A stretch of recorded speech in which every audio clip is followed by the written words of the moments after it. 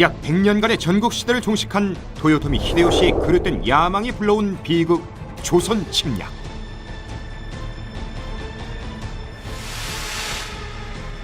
그렇게 7년간의 전쟁, 임진왜란이 발발한다. 당시에 한 15만 병력을 이끌고 왔었는데 군대는 당시 거의 세계 최강이었어요. 군대라는 건 기본적으로 편제예요. 동네에서 그냥 모으니까 규율이 안 맞는 거야. 그러니까 싸울 사람 당패 정도 물리친 나라가 그치. 문 한 달 만에 수도가 떨어졌다는 게 말이 되냐. 요때 바로 권율 장군께서 등장을 하십니다. 이때부터 일본군이 조선군 화포의 위력에 놀라겠다. 오. 의병 같은 경우에는 일본군의 패턴을 정확히 파악했던 거예요. 이순신 장군의 최고의 공로가 외선을 격파한 게 아니라 병량 수송로를 막은 거예요. 16세기 동아시아 최대의 전쟁, 임진왜란 두 번째 이야기가 시작된다. 전쟁을 알지 못하면 역사도 알 수 없다. 이야기로 만나는 다큐멘터리 전쟁사. 16세기 최대의 동아시아 전쟁, 임진왜란. 지난주에 이제 지상전에 이어서 오늘은 해상전의 문을 한번 열어보도록 하겠습니다.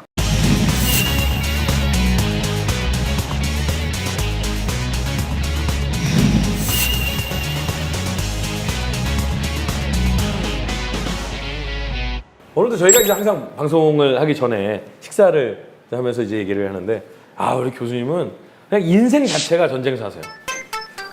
남들이 들으면 자칫 시청자분들이 오해하세요. 집에 전쟁이 일어나는 줄 알고. 집안의 전쟁사 이야기도 하셨어요. 그래요? 네, 요즘에 전쟁이 벌어지셨다고 합니다.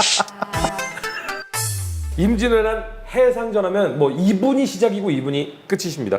바로 충무공 이순신 장군이랍니다. 맞습니다. 드라마나 영화에서 이순신 장군님은 진짜 많이 보게 됐는데 실제로 배우분들을 만나서 이야기를 들어보면 이순신 장군 이 역할에 대해서는 배우분들도 많이 꺼려한다고 해요. 그 이유가 과연 내가 그 이순신 장군의 명성을 소화해낼 수 있을까, 이런 부담감이 있기 때문인데 그 배우만큼이나 두 분도 오늘은 약간 좀 긴장을 하고 계시는 게 아닌가. 전쟁사 다큐멘터리를 하면서 네. 그 어느 때보다도 공부를 많이 했습니다.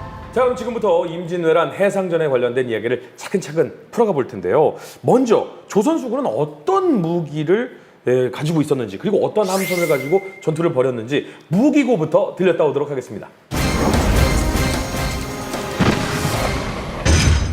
무기고에 오신 걸 환영합니다. 임진왜란의 해상전을 이해하는 기초지식. 오늘은 조선수군 대 일본수군의 무기를 비교해 보겠습니다.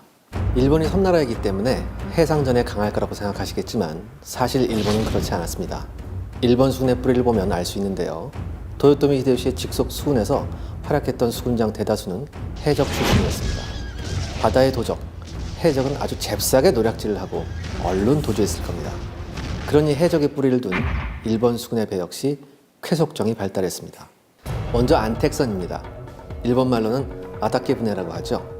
이 배는 임진왜란 당시 일본 군함 중에서 가장 큰 배였습니다.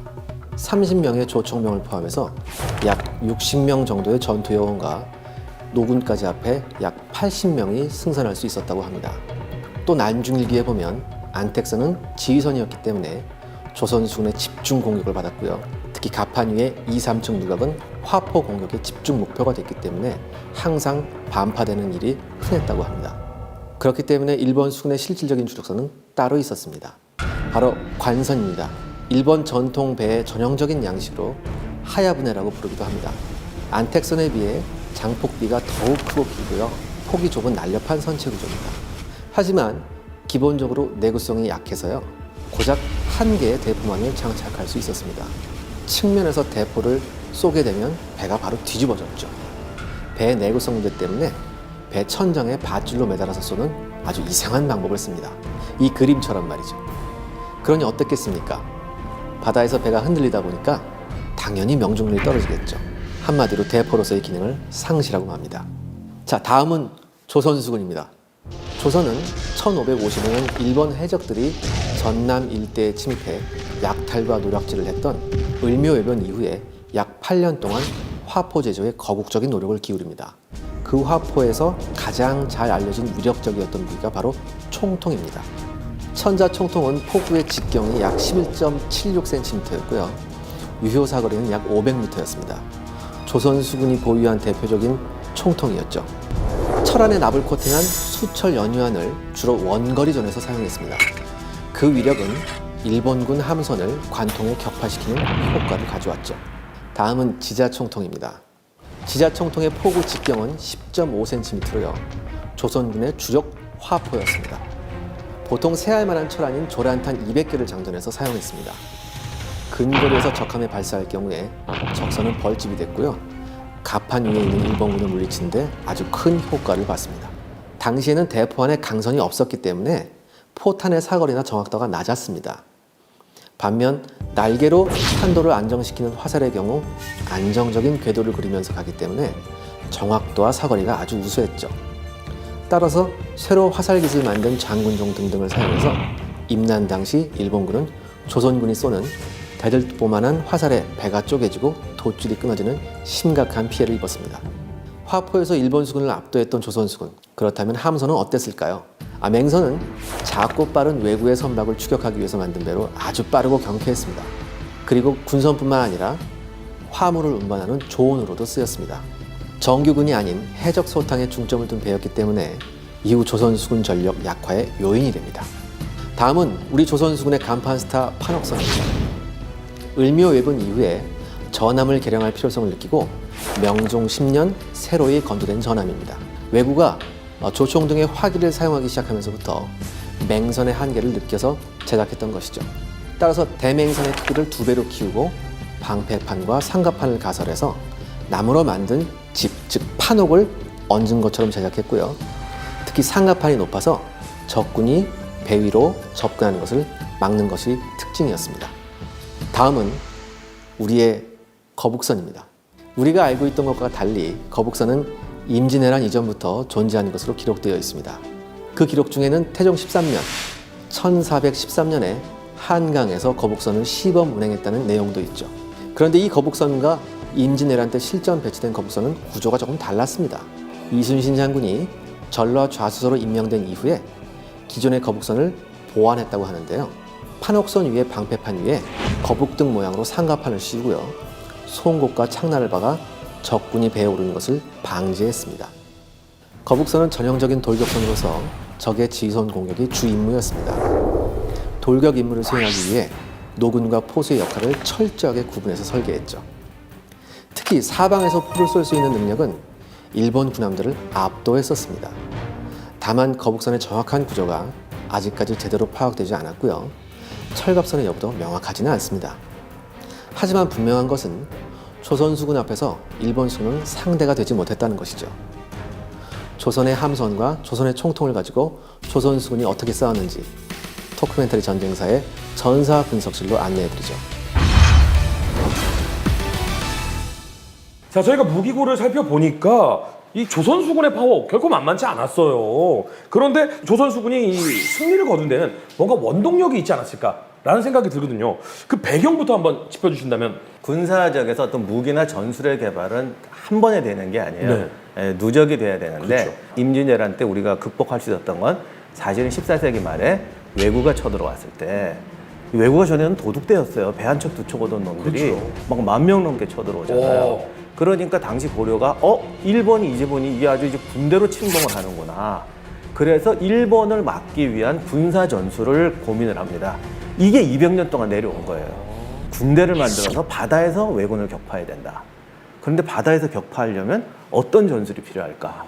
근데 처음에는 고려군도 고생 많이 했죠. 그 최무선의 화포 얘기 많이 하는데 당시 처음에 최무선이 만들었던 화포는 이게 포로 쏴서 격침시키고 이런 게 아니고 제일 중요한 무기가 이제 화통이라고 나무통이나 이 흙단지 같은 데 화약을 담아서 심지를 붙여서 이렇게 던지는 커다란 수류탄 같은 건데 근데 지금처럼 심지가 타는 게 아니에요. 그러면요? 화약이 불을 붙여갖고 익어서 어느 정도 온도가 되면 폭발을 해요. 그러니까 화약통을 불 붙은 화약통을 머리에 들고 아이고. 충분히 익힌 다음에 던져야 돼요. 아.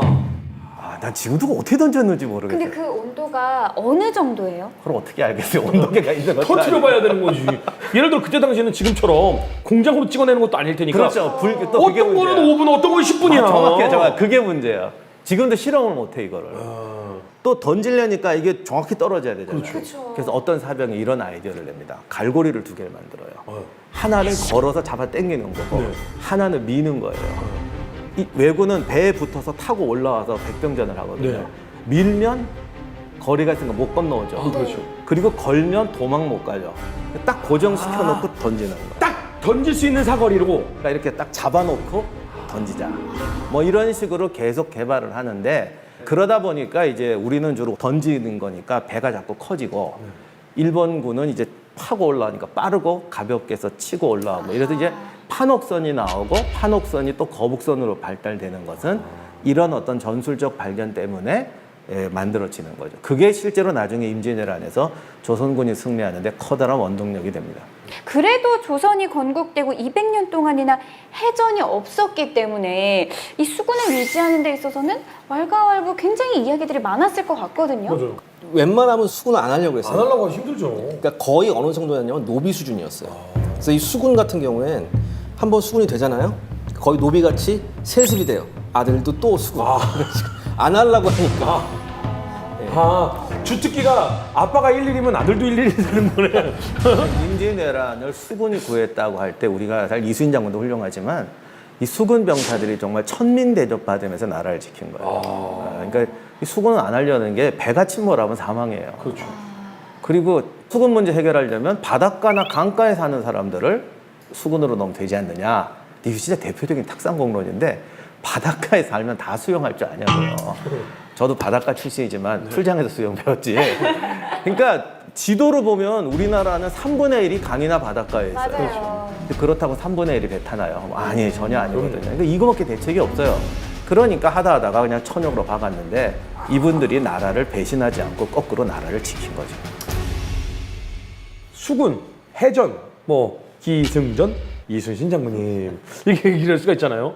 첫 승전 많은 분들이 알고 계시지만 옥포해전 아닙니까? 네, 이 옥포해전이 지금 옥포 조선소 자리하고 네, 있죠. 맞습니다. 거기 이제 기념관도 있고 그렇죠. 네네네. 그 옥포해전 같은 경우에는 이제 첫 전투잖아요. 네. 분명히 그 조선 수군 병사들도 약간 좀 분위기가 좀 상기돼 있었어요. 그러니까 좀 긴장감도 있었고, 그렇죠. 야 이제 싸운다, 막 들떠 있는 병사들도 있었고, 네. 일부는 뭐 공포에 질린 병사들도 있었고 그랬어요. 근데 이때 이순신 장군이 한 말씀하세요. 경거망동하지 말고 산처럼 무겁게 침착해라. 폭풍 카리스마. 멋있으세요, 정말. 산처럼. 폭풍 카리스마예요, 완전. 마침내 이순신 장군이 출정한다. 옥포해전. 근데 이때 당시에 이순신 장군은 SOS를 받고 출동을 하신 거죠? 그게 나중에 이순신 장군이 해임되고 하는데 굉장히 결정적인 중요한 요소 중에 하나가 네. 되는데 네. 이순신 장군이 굉장히 신중해요. 근데 신중한다는 게 주저한다는 뜻이 아니고 그 옥포가 경상도 구역이라 들어갈 때 이 경상도 구역에 우리가 가서 싸워야 되느냐라는 문제가 있어요. 관할 문제가 아니고 물길이라든가 이런 자기 관내가 아니면 전술훈련이 이게 안 되잖아요. 그러니까 확실하게 이길 수 있는 곳에서 싸운다라는 개념인데 나중에 선조가 이걸 트집 잡아. 처음에 이순신이 안 나갔지 않느냐. 뭐 그런데 이순신 장군 입장에서는 완전히 준비된 전투를 좋아하죠. 대부분 명장들은 하나같이 일괄된 공통점이 있어요. 완벽히 준비된 상태에서 원하는 곳에서 원하는 그 방법으로 적을 격파한다. 치밀하게 그러니까 계획을 해온 상태에서. 이순신은 이 방정식을 항상 적용시켜서 모두 승리했었거든요. 그러니까 제가 만화책에서도 봤어요. 이기는 경기만 한다. 맞아요, 이기는 맞아요, 전투만 한다라는 말이 근데 이제 있어요. 거기서 이제 잘못하면 큰일 나는 게 이기기 않으면 안 나간다라고 하면 싸움 회피한 것처럼 되는데 맞습니다. 이순신 장군의 논리는 그게 아니에요. 일본군은 보급로 때문에 무조건 와야 돼요. 만약에 일본군이 우리 안 갈래 그러고 버티는데 안 나갔으면 이건 좀 문제가 돼요. 근데 일본군 입장에서는 와야 되거든요. 그렇죠. 그러면 유리한 데서 싸우지 왜 내가 나가서 그치. 싸우라는 논리가 되는 건데 아, 쉬운 결정이 아니었을 텐데. 그렇죠. 또 그리고 또 놀라운 게 뭐냐면 이순신 장군의 전투를 보면 매번 패턴이 같지가 않아요. 패턴을 조금씩 바꿔요. 일관된 패턴으로 전투를 하면 왜군들도 눈치채죠. 바보가 아니니까. 그쵸. 근데 매번 패턴이 바뀌어요. 부산을 무너뜨리자 일본군은 해상 제해권마저 손에 쥐려 하고, 이를 저지하기 위해 조선 수군은 서해로 나가는 길목 옥포를 사수해야 했다. 신중하게 전투 준비를 마친 이순신은 병력을 이끌고 옥포로 출격, 맹렬한 공격을 퍼부음으로써 적을 격침시킨다. 일본군에게 공포를 심어준 이순신 장군의 불패 신화의 서막이 열린 것이다. 그 일본 왜군에게는 정말 그때부터는 공포심이 이렇게 느껴졌나 봐요. 일단 공포를 떠나서 공포의 차원을 넘어서 거의 사신 같은 존재였어요. 그 다음에 이 보고가 도요토미 히데요시한테 올라가니까 보고를 믿질 않아. 이럴 리가 없다. 내 부하들이 이렇게 무능할 리가 없고 조선에 저런 장군이 있을 리가 없다라는 거예요. 그러니까 왜 사신이라는 말 들으니까 이런 얘기가 있어요. 누구도 그 장군의 얼굴을 기억하지 못한다. 왜? 그 장군의 얼굴을 본 적은 모조리 수몰됐으니까. 이런 말이 있어요.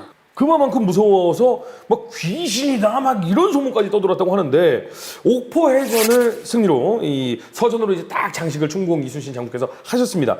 그 다음에 이제 23전 23승 전승이죠. 네, 요게 만약에 230전이 되더라도 분명 이순신 장군은 230승을 하셨을 거예요. 불멸, 무패, 들으면 들을수록 전쟁사는 알아야 돼요. 아는 것이 힘이다라는 말이 괜히 있는 게 아니에요. 모르는 게 약이다라는 말은 귀찮은 사람들이 하는 거예요. 아는 게 힘입니다. 자, 그러면 일단 한번 지도를 제가 한번 보여드리겠습니다. 네. 자, 이순신 장군과 조선 수군의 대표적인 승전들을 간추린 지도인데요. 통영 앞바다, 여기서 펼쳐진 한산도 대첩. 야, 이건 뭐 바다뿐만 아니라 임진 외란을 바꿔놓은 그런 해전으로 좀 꼽히지 않습니까? 가장 완벽한 승리, 임진왜란의 판도를 바꾼 한산도 대첩. 전통 해전에는 세 가지 전투 방법이 있어요. 첫째가 왜군들이 좋아하는 타고 올라가서 칼싸움하는 거. 두 번째가 들이받아서 전복시키거나 깨트리는 거. 세 번째가 이제 사격하는 건데, 들이받는 거하고 백병전 하는 거는 사실 연결돼 있어요. 연결되죠. 왜냐하면 목선은 들이받아도 침몰하는 게 아니고 떠 있어요. 그렇죠.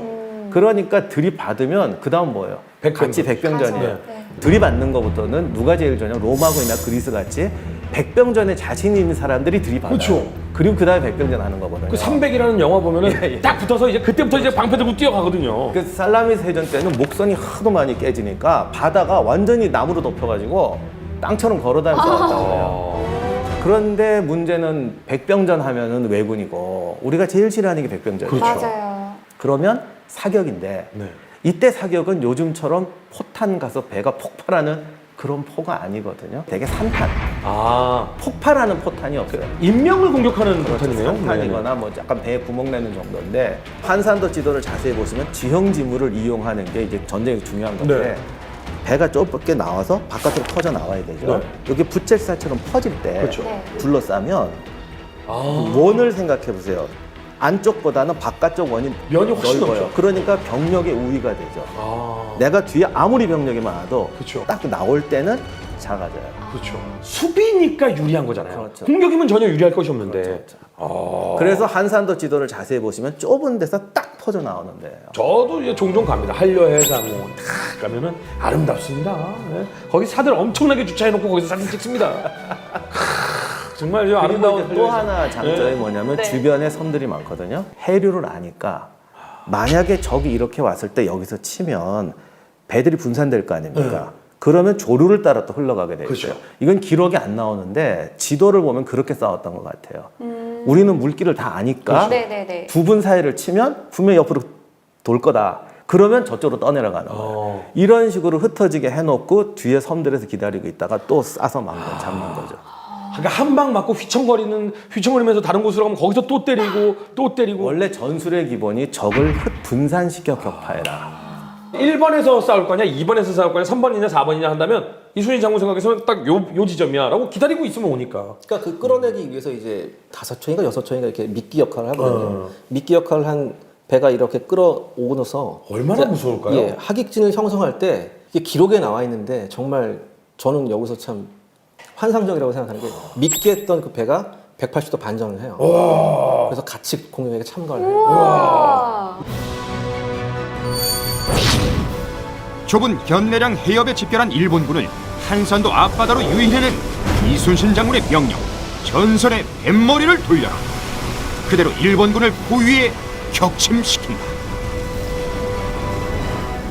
일단은 우리는 철벽으로 바다를 지켰단 말이죠. 근데 강화 협상이 결렬되니까 또 정유재난이 또 일어났어요. 이때는 또 준비가 더 철저히 되지 않았겠습니까? 그러니까 이제 일본 입장에서는 바다를 제패하지 못하면 전쟁에서 못 이긴다. 네. 왜냐? 보급선을 뚫을 수가 없으니까. 네. 왜냐하면 부산에서부터 한양까지 올라가는데 시간하고 해상으로 하는 시간을 하려면 거의 10배 차이가 납니다. 그렇죠.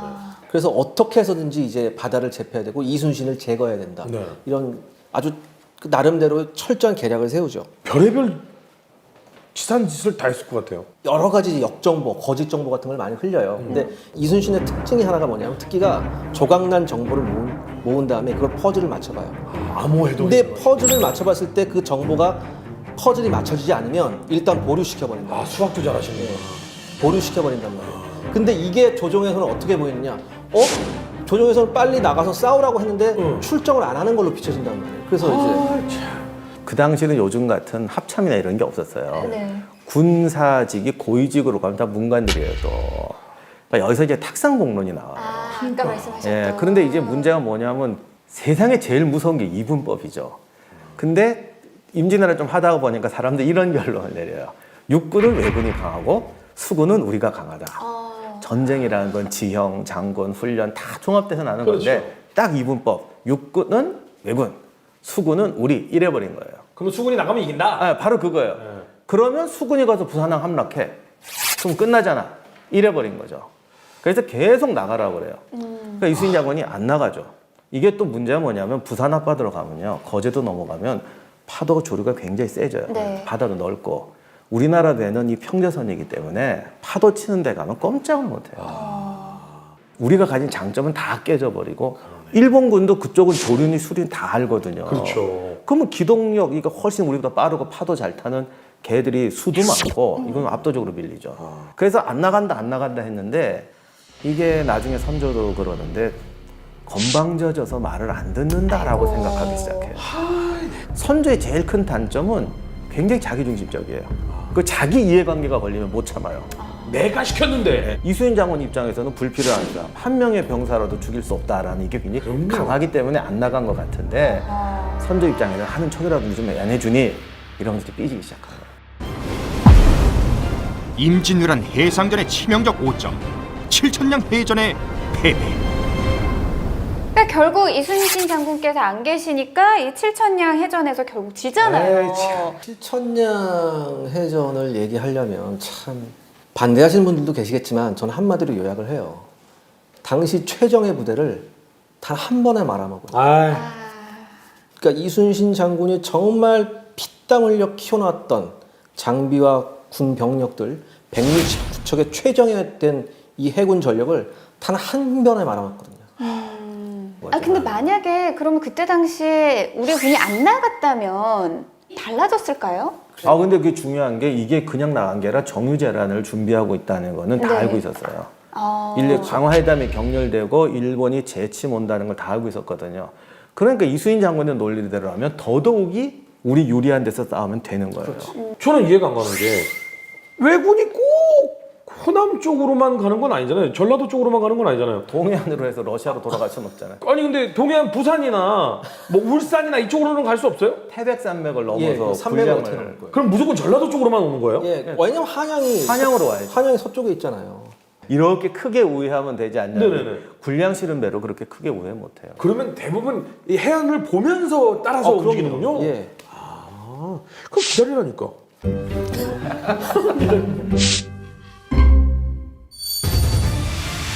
1597년 초 삼도 수군 통제사에서 해임된 이순신 장군은 한양으로 압송돼 하옥된다. 일본군이 2차 침략을 개시하자 원균 장군은 169척의 함대를 모두 이끌고 부산을 향해 출격한다. 그러나 적의 교묘한 교란 기습 작전에 휘말리며 이틀간의 7천량 해전에서 패배한다. 이후 조선에게 남은 건 수군 병사 120여 명과 단 12척의 배뿐이었다. 영웅이 탄생한다. 영웅을 넘어서 성웅이 탄생한다라는 게 바로 이런 시련이 있었기 때문이 아닌가. 왜냐? 다 잃었어. 다 잃었어. 이제 끝났어. 이제 조선은 끝났어라고 하는데 다 글을 쓰시죠. 신에게는 아직 12척의 배가 남아있사옵니다. 전군 출격하라. 그럴듯하네요. 이 역사가 딱 씌워지면서 명랑대첩이 있지 않습니까? 단 12척의 배로 맞선 기적의 승리 명량대첩. 실천량에서 패전하는 게 이게 컸던 게 임진왜란 최대 패전이에요. 최고의 참사고. 그리고 이게 여기서 끝난 게 아니고 여기서 해군이 몰살하니까 진군에서 남원까지 다 함락돼요. 아이고야. 남원성 점령이 또 임진왜란 최대 학살극이었어요. 아이고. 지금도 그 무덤 있고 하는데 네. 엄청난 비극이 이루어지는데 이렇게 되니까 이제 선조가 그럼 누구 대체할 사람 뭐냐 그랬더니 권율이 이미 이순신 불러다 놓고 이미 없다 해서 이제 임명을 하게 되는 거죠. 난 정말 저는 진짜 어떤 다른 의미로 생각하면은 이순신 장군이 성웅이라고 하는 이유가 뭐냐면 난 안다. 아, 진짜 해도 너무하잖아. 근데 이제 아. 그분이니까 나라를 생각을 한 그게 거죠. 왜냐하면 그분은 철저한 군인이었어요. 그러니까 이순신 장군이 제일 존경스러운 것이 군인은 이길 수 없으나 물러설 수 없을 때가 있어요. 그렇죠, 그렇죠. 명랑해전이 그런 거죠. 지금 12척밖에 안 남았지만 네. 싸워야 이제 방어할 수 있는 건 여기뿐이다. 그러면 죽더라도 방어를 그렇죠. 해야지. 비록 전선은 적지만 신이 죽지 않는 한 적은 우리를 감히 업신여기지 못할 겁니다. 이순신 장군은 필사적상의 신념으로 병사를 독려하며 최선봉에 나선다. 명량대첩은 불가능에서 일군 기적의 승리였고 정유자란의 판도마저 바꾸게 된다. 12척이 좁은 해역이니까 지키는데 이게 고려시대부터 유명한 그 해전 적적지예요. 적재 장소. 예, 왜냐면 너무 물살이 빨라가지고 여기 물길을 아는 사람이 아니면 타면 요번에 그 영화에는 그 장면이 나오더라고요. 타면 그냥 절로 가버리더라고요. 근데 거기 물길을 아는 사람은 좀 조절을 한다는데 모르는 사람은 그냥 가버려요. 그 다음에 좁으니까 일본군이 큰 배를 집어넣을 수가 없었어요. 정유재란 때 일본군의 주요 무기가 큰 배 만들어서 판옥선하고 1대1 싸움 시키는 거예요. 그래서 그 영화에서도 보면 앞쪽으로 쫙 작은 배들이 있는데 뒤에는 큰 배들이 있어요. 그 영화가 고증을 많이 했어요. 근데 이제 우리가 그냥 역사의 교훈으로 일본군의 입장에서 한번 보면은 얘들이 또 하나 중요한 실수를 해요. 어떤 거요? 자기들도 너무 오래 참았잖아요. 6년, 7년 동안 이게 뭐예요? 그쵸. 금방 일 같은 전쟁을. 다 이겨서 이제 요거 한 번만 이기면 되는 거예요. 이강 이렇게 된 거, 요것만 이기면 돼요. 밀어붙여. 1000명이 죽든 10,000명이 죽든 밀어붙여. 밀어붙여 해결하자. 그래서 그냥 밀어붙여 하고 그냥 집어넣은 거예요. 이순신 장군 전술은 그랬던 거 쟤들이 아무리 많아도 그냥 지나가고 이 좋은 게 서지를 못하니까 포인트만 잘 잡으면 왔다가 옆으로 지나가요. 우리는 위치를 지키면서 쏴주고 쟤들은 그냥 일로 가고 절로 가고 그죠. 한 계속 달려오다가 그걸 보고 중단을 시켰어야 되는데 일본군이 여기서 계속 승부를 내자 해서 밀어주자. 계속 밀어 넣어준 근데 거죠. 사실상 우리는 이미 이제 역사니까 그 사실을 알아서 그렇지 그때 당시라면은 뭐 지금도 사실 우세하면은 당연히 이기는 게 상식적으로는 그럴 수 있겠다라는 생각이 충분히 들지 않았을까? 그러니까 전쟁터에서 희생이 많이 난 전투들이 대개 이런 경우예요. 아하. 요것만 해결하면 된다. 어떤 희생을 각오하더라도 해결해라 그러면 갑자기 그냥 생각 없이 덤벼요. 일본 수군도 승리를 믿어 의심치 않았었다고. 왜냐하면 워낙 압도적인 병력이었어요. 그럼요. 아니 출격한 배가 이렇게 서 있는데 그 배가 330척. 근데 앞에 지키고 있는 배는 12척인데.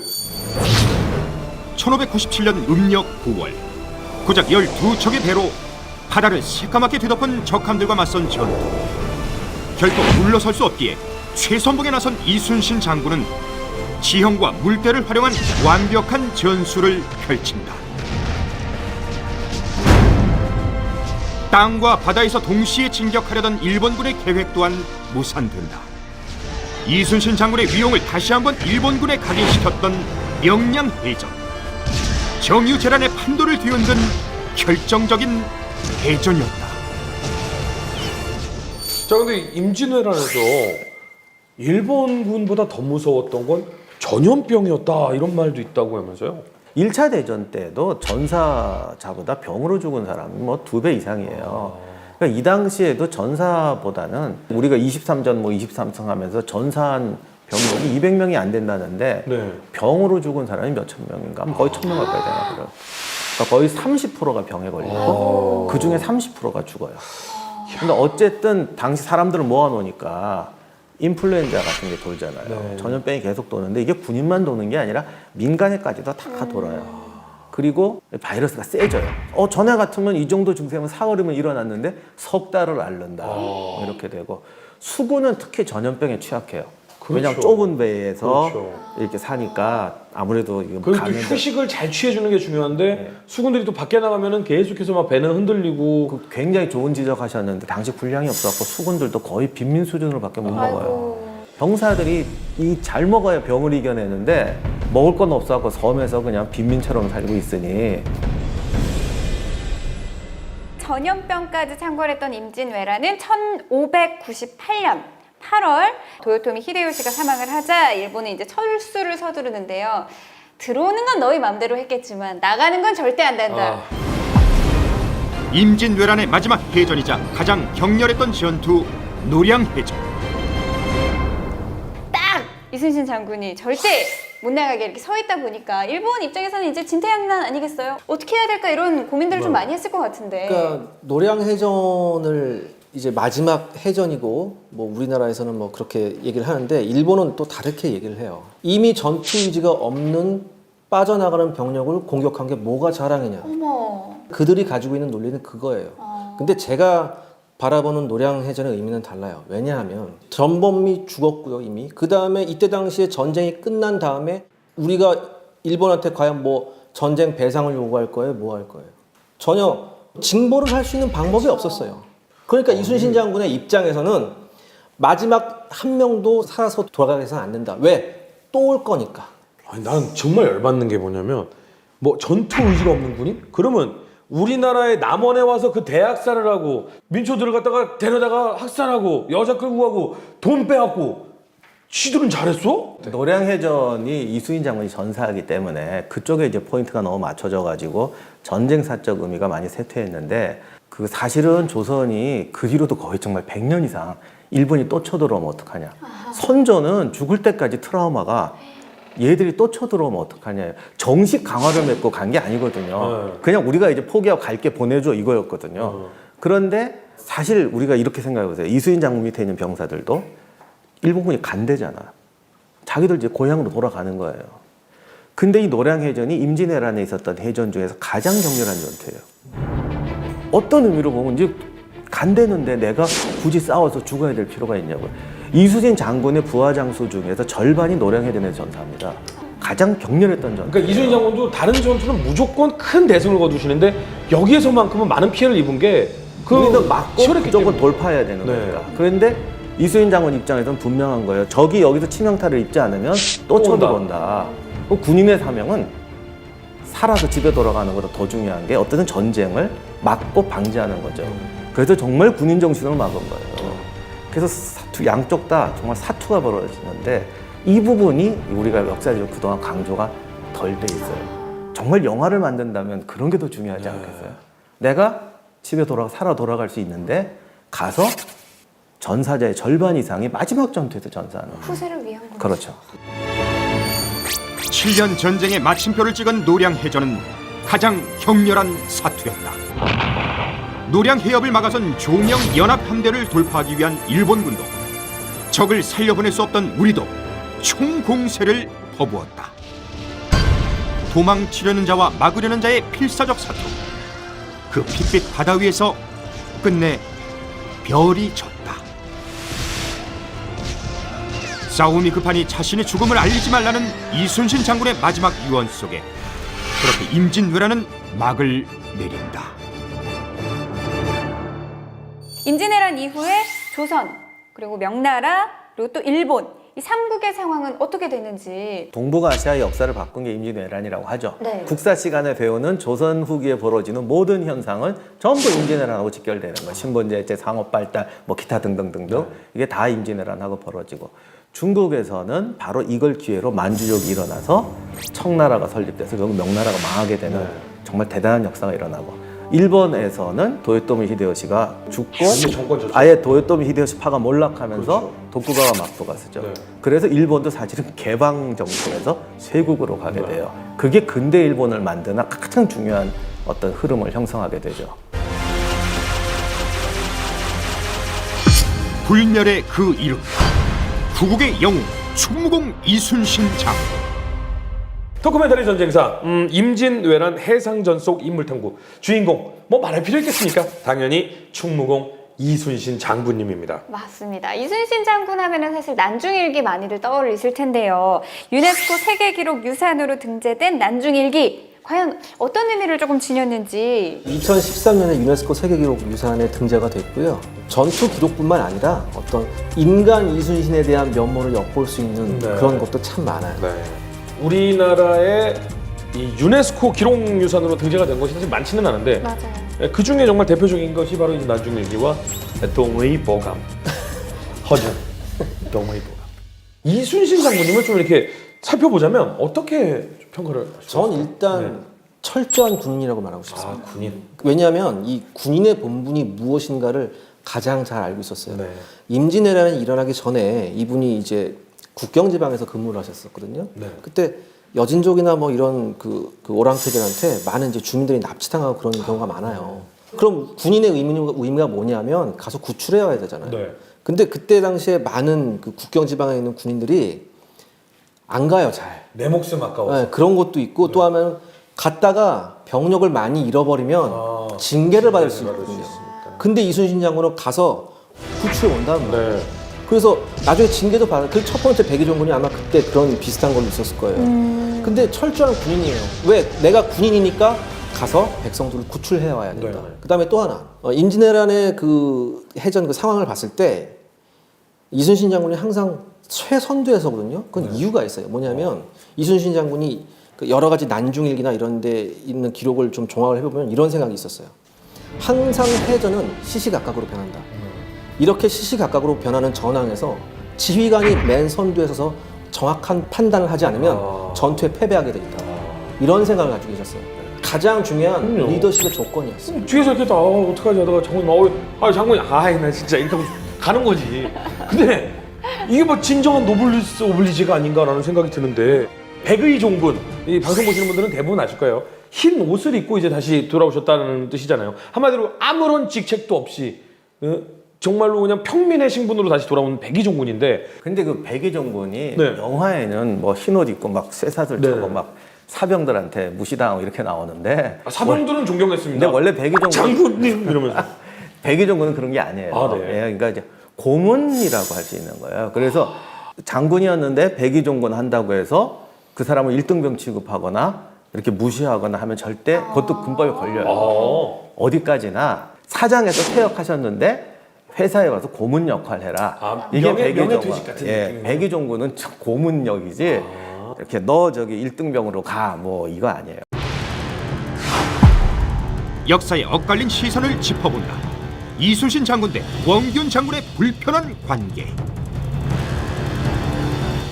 원균 장군을 이순신 장군의 라이벌로 꼽는 분들도 상당히 많이 계신다고 합니다. 이순신 장군의 난중일기를 보면 사실 이순신 장군이 누구를 딱히 미워하거나 좀 이렇게 잘하면 좀 그래라고 안 하시는데 원균 장군에 대해서는 상당히 디테일한 글들을 쓰셨다면서요? 모든 사람이 이건 정말 공통하는 거는 굉장히 거칠다. 이제 두 번째 해석은 거칠긴 하지만 그러니까 전쟁터에서는 용감하고 앞장서 싸우고 뭐 좀 장비 스타일이다. 맹장 스타일이시군요. 예, 그런 설이 있고 그다음에 세 번째 이게 이순신 장군의 평가인데 네. 그러니까 이순신 장군 난중일기에 이런 얘기가 있는데 그 경상 우수형 배를 한번 탔어요. 그랬더니 막 비가 새더라. 물 들어오고 앉을 데가 없더라. 배가 다 젖어서 그 다음 말이 걸작이죠. 우리 좌수형에는 이런 배 한 척도 없다. 그게 뭡니까? 평소 일 제대로 못한다. 근데 아무튼 그래요. 이게 극단적으로 갈려요. 그런데 그건 맞는 것 같아요. 일단 좀 거칠다는 건 맞고.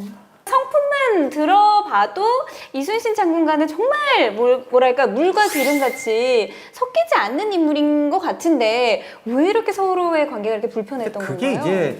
이제 공 보고하다가 뭔가 틀어져서 이렇게 됐다라는 설도 있고 원래 처음 전라 자수사로 임명된 사람이 원균이었어요. 근데 이제 누가 얘는 거칠고 지난번에 평가도 최하위야. 그래서 바로 이순신 장군으로 교체가 돼요. 약간은 그런 거부터 꼬였는지. 그러다가 한번 풀자고 술 한잔 하셨는데 왕민 장군이 또 이게 올라오셔가지고 근데 두 분이 같이 취한 적도 많아요. 그래요? 네, 그래서 오늘은 술을 같이 취해서 아무 얘기도 못했다. 근데 이제 한 분만 취했을 때는 야가 또 술 취해갖고 행설설하는 거야. 뭐 이렇게 돼가요. 근데 역사적으로 중요한 거는 이게 어떤 사건이 있었냐면 두 사람이 다 급하게 승진을 계속 승진을 하니까 하신 분들이. 선조가 희한한 게 원균하고 이순신은 한 번도 만난 적이 없어요. 정말요? 네. 이게 차근차근 승진했으면 왕도 만나고 중간에는 평가가 되는데 요즘 말로 하면 과장에서 이사로 승진한 격이에요. 그러니까 전쟁 나서 막 이렇게 일을 하는데 중간 과정을 안 거쳤기 때문에 선조나 대신들도 판단이 안 서는 거예요. 근데 이제 당시 어떤 문제가 있었냐면 임진왜란 때 가장 평이 좋았던 재상이 이덕형이에요. 정말 당파에 휩쓸리지 않고 정말 통찰력 있고 합리적인 사람은 유명한데 이덕형이 이순신장군 전사한 다음에 이제 남해 내려갑니다. 그리고 선조한테 보고를 하는데 사실은 자기도 원균 말을 듣고 이순신이 좀 재주는 있는데 좀 사람이 좀 문제가 있는 사람이라고 지금까지 알고 있었다. 그런데 내려와서 백성들이 하는 걸 보니까 이거 아니다. 근데 이덕형이라는 양반이 정말 판단이 대단한 게 내가 와서 사람들 말을 들었더니 내가 듣던 게 아니다가 아니에요. 병사들이나 백성들이 장례할 때 슬퍼 울고 하는 걸 봤는데 이건 내가 들었던 그런 사람이면 절대 백성들이 이렇게 나올 리가 없다. 그래서 한 정확한 보고잖아요. 그렇죠. 근데 이덕형도 서울에 있을 때는 자기 이순신이 이런 사람인 줄 알았다는 거예요. 어릴 적부터 남다른 리더십을 보였던 소년 이순신. 28살에 치른 무과 시험에선 비록 불의의 사고로 낙방하지만 그의 대조 같은 원칙과 성품을 엿볼 수 있다. 늦은 나이에 무과에 급제해 오랑캐 토벌에 공을 세웠고 1591년 전라 좌수사가 된 후로는 수군을 강군으로 키워낸다. 진정한 군인의 길을 걷고자 했던 이순신 장군의 충정은 주위의 시기와 무고 속에서도 한치의 흐트러짐도 없었다. 자신의 목숨을 던져 나라를 구한 명장이자 시대의 리더, 성우로 존경받는 위인, 그가 바로 이순신 장군이다. 임진왜란이 우리에게 전하는 메시지는 무엇이라고 생각하십니까? 저는 개인적으로 이렇게 생각합니다. 일본의 통신사가 갔다 와서도 서로 말이 달랐거든요. 달라서. 그렇죠. 그러니까 그걸 봤을 때 이게 국가의 이기란 건 어떤 그 당파나 이런 거를 차원 넘어서야 되는데 그렇죠. 그 마지막 그 순간까지도 그랬다는 건 전 대단히 안타깝거든요. 그래서 세계를 보는 눈과 그 다음에 국익을 위한 눈, 그리고 무엇이 옳고 그른지 그런 거에 대한 생각을 합니다. 선조의 마지막 멘트가 역시 가장 교훈적인 것 같아요. 우리가 전쟁이 끝났다고 해서 좋아하고 전쟁의 어떤 교훈을 실현하려고 하지 않는다. 그것을 실현하려고 하면 또 비판이 두렵고 뭐가 두려워서 하지 않을 것이다. 또 하나는 전쟁 기간 중에 있어 보니까 모든 정치인들이 탁상공론만 좋아하고 드러내는 이야기만 좋아하더라. 실제 상황을 보지 않고 그리고 자꾸 자기의 사적인 이익에 계열돼서 전쟁 중에도 자기 이익만 완전시키려고 하더라. 어떻게 보면 오늘날 사회에도 이게 뭐 달라지지 않고 있지 않느냐. 맞아요. 어떻게 보면 미래에서도 그렇지 않겠나. 이것이 우리가 인류 역사에도 늘 가지고 경계해야 될 교훈이라고 생각됩니다. 이 전쟁사를 통해 우리가 정말 배워야 할 것들이 너무나도 많다는 생각 오늘 다시 한번 또 합니다. 다음 이야기. 민간 군사 기업이었던 영국 동인도 회사와 청나라의 전쟁. 아편 중독으로 위기를 맞은 대륙의 나라 청. 대륙을 삼키려는 서구 열강들의 활약 앞에 청나라는 종이호랑이로 전락하고 만다. 이 전쟁이 바로 역사상 가장 부도덕한 전쟁, 아편 전쟁이다. 지금도 뭐 세계 인구 1위기도 하고 우리는 없는 게 없다. 그러니까 굳이 무역을 할 필요를 못 느낀다. 100년 동안 그 영국의 차수요 같은 경우에 25,000%가 뛰어요. 식민지가 약탈의 대상에서 시장의 대상으로 아하 이거 팔면 돈 되겠다. 중독자를 만들어낸 아편을 찾게 된 거죠. 비겁합니다. 가면 갈수록 열강들이 마약 카르텔 받아요. 영국 사람들, 유럽 사람들 충격받아요. 얘들이 이렇게 허약한 줄 몰랐다. 아하. 거북선에 있는 그 철갑선, 그 철갑 아닙니까? 최근에는 철값은 아니다로 거의 얘기가 나는 것 같아요. 얘기가 두 개가 있는데 조선이 우리가 철이 없어가지고 그 철 조달하느라고 굉장히 고생해요. 이게 거북선에 이게 철갑을 씌웠으면 난중일기에 분명히 그런 뭐 철 조달하느라 난리 났다든가 이런 얘기가 나왔을 텐데 그런 얘기가 전혀 없어요.